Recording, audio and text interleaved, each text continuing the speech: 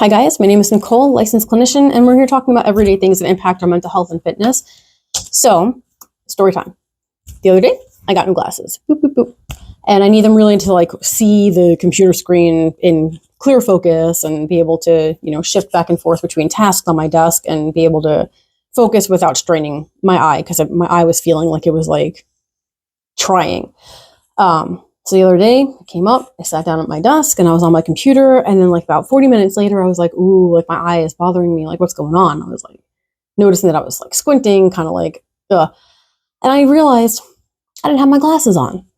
So I feel like a lot of times we get there when we're taking medications where, we'll be moving right along, taking medication, we'll be like, hey, you know what? I feel really good now. I don't need this medicine anymore.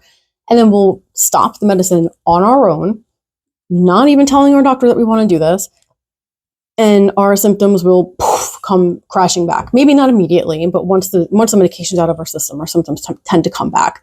And if not as much as before, sometimes worse than before. So, but they still come back.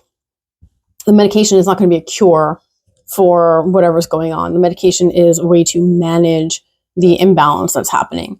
And so what we have to do in order to make maybe a better opportunity to titrate off of the medication is engage in therapy, start increasing some of those coping skills by identifying the symptom clusters that we're anticipating will come back up. And so how do we deal with it when those things happen so that they're not negatively impacting our lives or the lives of people around us, right? So, you can certainly have a diagnosis let's say bipolar disorder, and get to a point where you can be acutely aware of your manic phases and your depressive phases.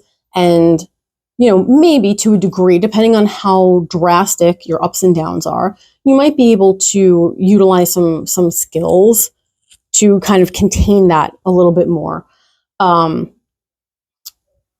If it's a big swing, sometimes it happens without you even noticing. Sometimes you can have these big swings throughout the day and you don't even have time to notice it. And those types of things would need medication on a regular basis. You cannot be off of medication because you're going to get these giant swings that are going to be very invasive into your life. So, and it's not only limited to bipolar disorder. That was just something that I kind of as just one example of a diagnosis that would probably really need to have some consistent medication depending on the severity of it. Right? So you obviously talk to your doctor about that and talk to your therapist about it. If your goal is to be off of medication, there's no harm in trying. However, you have to make sure that you have the scaffolding, I guess, the framework set up for yourself. So drinking enough water, getting enough sleep, eating the right foods, all of those things all come into play. I've done videos on them. Go find them. So, if you get all that in play, you might be able to reduce some of your medication just off of that, right? And then adding in the therapy and being able to increase some of those coping skills and having a plan could also, lend itself to maybe we can scoot down on some of this medication or, the other thing. So, and that's not to say that your goal should always be to be off medications, right? Some, like I said, some diagnoses require that you're on medication of some sort for the duration of the rest of your life, essentially.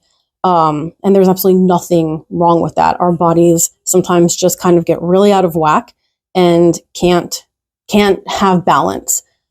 So I want you to consider that medicine is not the bad guy.